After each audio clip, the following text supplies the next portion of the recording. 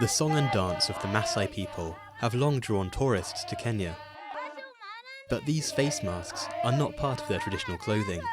They are a sign of the coronavirus, which has driven away their main source of income. We completely depend on tourists to make a living in our community.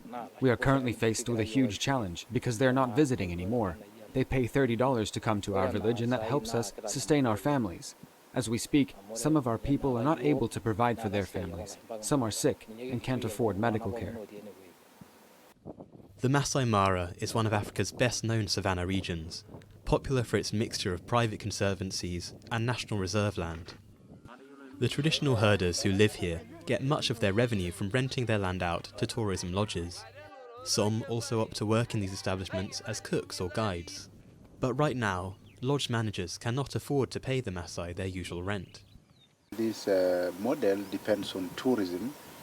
Tourists come into the camp and the money they pay to be in the camps for this to survive. So without this, so far what they're doing right now is that they're paying half. The streets of Talek, a small village at the entrance to the reserve, are normally bustling with 4x4s. They are now empty. Nalakiti Sayalel has not sold any of her beaded necklaces and bracelets since the start of the year.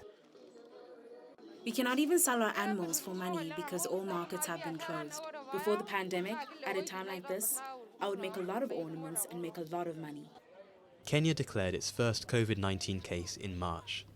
Since then, international flights have stopped and national parks have closed. The capital, Nairobi, went into a strict lockdown. But trouble started even earlier for hotel and lodge owners. Over 80% of reservations were cancelled at the start of the year, many of them from Chinese or American clients. If the landowners are not getting any revenue, they can't feed themselves, they can't send their kids to school, they would have no option but to look at other forms of land utilization.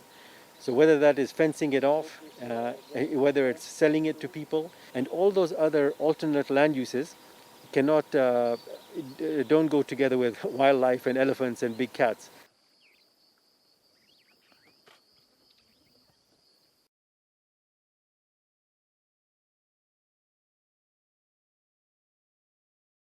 Here will restart in August, but the high season is already past and many hotels will remain shut.